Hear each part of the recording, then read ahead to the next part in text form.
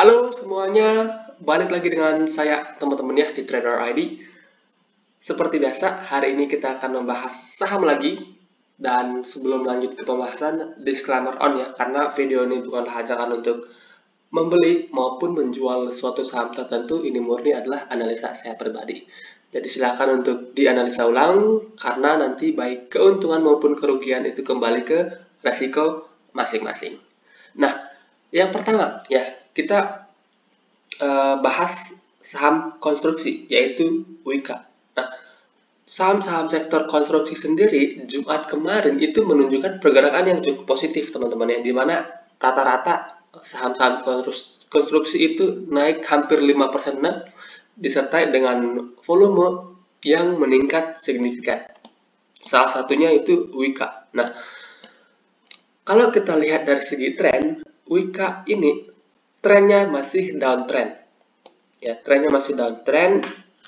Kemudian kalau tren jangka pendeknya sideways sejak Maret 2022. Nah, yang menarik adalah Jumat kemarin Wika naik 4,8% disertai dengan volume yang meningkat begitu signifikan. Jadi ada chance ya buat Wika itu untuk bergerak reversal dan kembali melanjutkan kenaikan. Nah, untuk saat ini ya, menurut saya pribadi, ini Wika ada potensi membentuk pattern double bottom. Resisten ada di range 1010 sampai 1020, itu resisten. Kemudian kalau ini jadi, ini bisa jadi bottom pertama. Kemudian ini bottom kedua. Dengan target kenaikan, kalau seandainya Wika mampu break dari angka 1000, maka ada potensi Wika ke resisten ini.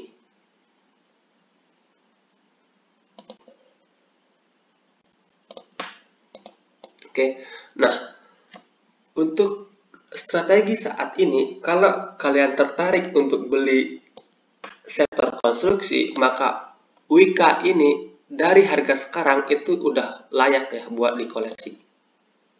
Ini ada support di 950, jadi kalau kalian mau beli dari harga sekarang, cicil perlahan ke bawah sampai 950. Nah, stop lossnya teman-teman bisa pasang beberapa tick di bawah 950 sebagai area stop loss. Ya, jadi ini risk kalian. Ya, kalau kalian belinya bertahap, ini risknya maybe kurang dari 5%. Kemudian rewardnya itu mencapai 15% lebih. Jadi kalau kita bicara risk to reward ratio, ini menarik ya, 1:3. Jadi cukup menarik lah buat kita tradingkan Wika ini. Kemudian berikutnya ada Waskita. Nah, untuk Waskita ini sendiri sebelumnya sempat kita bahas ya. Terakhir kali kita bahas kalau nggak salah di sini ya. Di sini ada coretan saya. Nah, sebenarnya Waskita ini belum fail, cuma memang nunggunya lama banget teman-teman ya. Ini potensinya masih sama, yaitu Waskita bisa membentuk pattern cup and handle.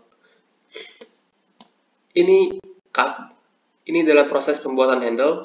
Jumat kemarin dia naik 3% lebih disertai dengan volume yang meningkat lumayan tinggi dari volume sebelumnya. Nah, jadi kalau seandainya Waskita mampu break dari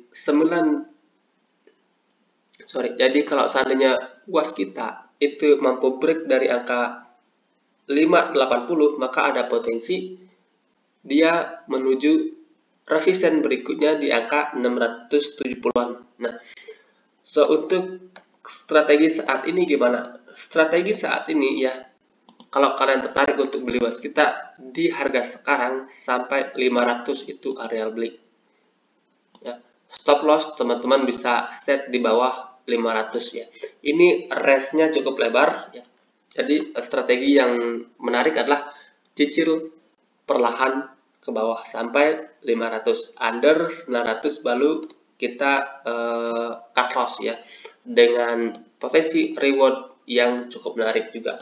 Jadi kalau kita bicara risk to reward ratio sama dengan Wika tadi 1:3. Jadi menarik lah buat kita trading kan. Nah, kemudian ya saya juga masih tertarik ke sektor telekomunikasi, yaitu Indosat. Indosat ini menarik teman-teman. Indosat ini menarik. Oke, kita analisa ulang ya untuk Indosat ini. Nah, terakhir kali saya bahas Indosat itu di sini ya, kalau salah tanggal 2 Agustus 2022 atau tanggal 3 ya. Nah, Indosat itu udah break dari downtrend line jangka pendek di sini ya. Pas dia breakout, volumenya gede teman-teman. Jadi ini confirm breaknya. Nah, and then di sini juga ada pattern kecil yang di break.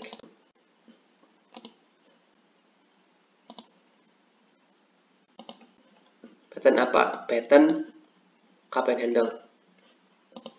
Ini cup, ini handle. And then posisi saat ini ya, posisi saat ini untuk Indosat ini sendiri sedang berada di resisten juga ya. Di 7400 itu adalah next resisten untuk Indosat, yang dimana kalau seandainya Indosat lewat dari 7400 maka ATH-nya ini berpotensi banget buat di break. Ini ada pola double bottom. Bottom pertama dan ini bottom kedua. Nah, itu kalau kejadiannya seperti itu teman-teman. So, selain itu ya, selain pattern-pattern itu tadi, Indosat juga ada pattern ascending triangle.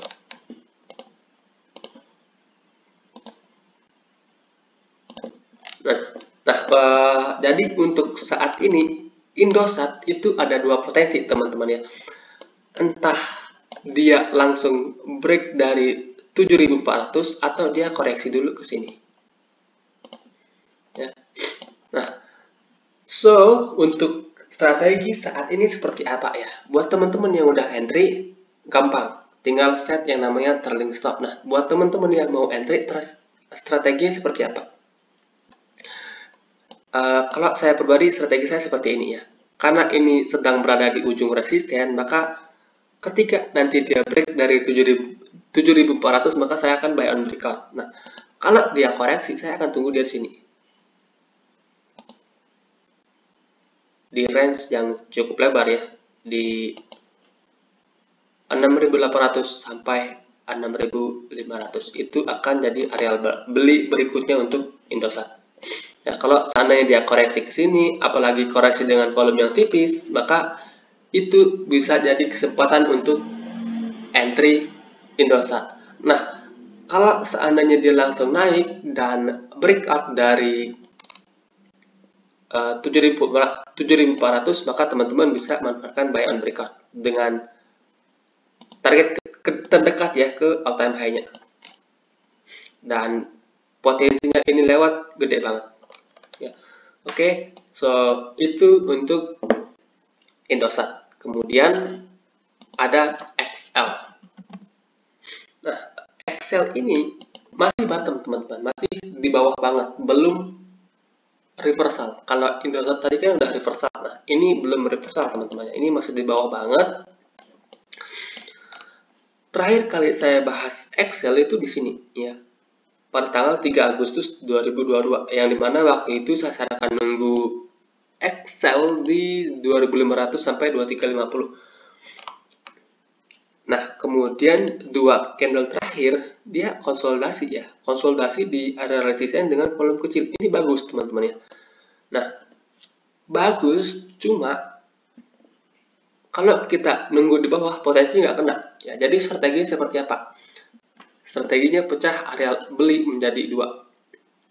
Support tetap sama 2350 sampai 2400. Nah, kalau kalian mau entry Excel, beli setengah porsi di harga sekarang, kemudian setengahnya lagi tunggu. Tunggu dia di sini atau tunggu dia break dari sini. Dari 2850. Jadi ini udah setengah-setengah teman-teman ya. Ini posisinya udah antara di tengah-tengah support dan resisten. Jadi strateginya adalah pecah area beli jadi dua. Ya. Yang pertama di harga sekarang, kemudian yang kedua di sini kalau turun, kalau naik tunggu dia break dari 2850 dengan target ke sini. Kelas high-nya di 3300-an. Jadi kalau menurut saya pribadi ini potensinya ada untuk Excel. Tinggal pinter-pinter kita cari area entry dan pinter-pinter kita set risk kita aja. Oke, itu untuk Excel. Kemudian ada ASLC. Nah, ASLC ini juga menurut saya pribadi ya, ini still okay, still good ya. ASLC itu terakhir kali saya bahas kalau nggak salah di sini Ronin lah ya, yang dimana waktu itu kita sarankan beli pertama di sini di range 185 sampai 180, kemudian pembelian kedua di ini last support di 170-an. Nah, and then Jumat kemarin dia sempat mencoba untuk break resist di 210 tapi gagal. Tapi masih gagal dan dia terkoreksi cukup dalam lagi. So, ya buat teman-teman yang udah beli di sini, harusnya di sini itu udah kena yang namanya trailing stop ya. Karena saya sendiri set sell di 194 atau 193, saya lupa ya. Nah, lalu apakah ini jadi jelek?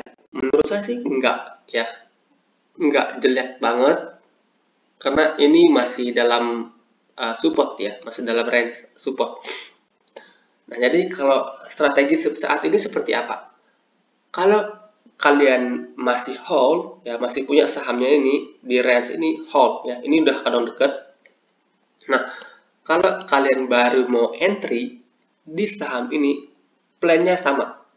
Pembelian pertama itu di range 185 sampai 178. Kemudian pembelian kedua itu di sekitaran 169 sampai 166. Stop loss teman-teman bisa set di bawah 165. Ya, ini range-nya cukup lebar. Jadi strateginya adalah belinya tipis-tipis. Belinya tipis-tipis. Potensinya masih sama, yaitu membentuk pattern yang namanya inverted head and shoulders dengan resist kuat di 210. Lewat 210 ini kencang, ya, potensinya kencang. Dan kira-kira bisa kemana? Jauh ya, jauh untuk kalau kita bicara potensial ini jauh. Resisten ada di 280.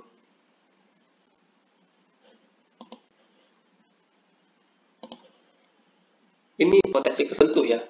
Ini potensi kesentuh kalau seandainya ASLC mampu break dari 210. Jadi kalau kita belinya di harga sekarang, risknya segini, rewardnya segini ya, menarik ya, jelas menarik kalau kita bicara risk to reward ratio. Oke, so itu untuk ASLC. Kemudian saya sendiri masih tertarik di NRG. Kemarin itu saya sempat entry ya di NRG, tapi masih pembelian pertama. Nah, plan saya di NRG ini masih sama ya. Kalau kita lihat dari segi tren, ini kan NRG sendiri trennya masih bagus ya. Dia masih bergerak uptrend dan sebenarnya ini belum patah tren. Kalau kita tarik garis sebuah garis uptrend ini sebenarnya belum patah tren teman-teman ya. Belum patah tren. Kemudian pembahasan kita sebelumnya itu kita sarankan beli di box kuning ini ya. Di box kuning ini saya sempat entry di sini, kemudian sempat naik TS, kemudian entry lagi di harga yang sama kemarin, yaitu di 24. Nah, saat ini itu plannya sama teman-teman ya. Pasang pembelian pertama di harga sekarang, kemudian pembelian kedua itu di 250. Under 250 teman-teman bisa consider untuk cut loss, misalnya di 246 atau di 244 lah ya, 244 atau 242 itu sebagai area cut loss kalau seandainya energi jebol dari situ, dengan potensial masih sama ya, inverted head and shoulders. Kalau kejadian bisa ke 380 or maybe 400 ya, kita bulatkan bisa ke 400-an. Jadi kalau kita bicara risk to reward ratio, jelas ya menarik untuk energi. Nah, dari segi price volume sebenarnya energi ini juga oke teman-teman ya. Dia turun dari atas itu dengan volume yang relatif terus mengecil. Ini artinya apa? Ini artinya ada reaccumulation dari banner atau market maker. Jadi ini masih menarik dan masih ada potensial untuk lanjut naik teman-teman. Oke, so sekian untuk pembahasan kita hari ini. Semoga bermanfaat dan selamat malam.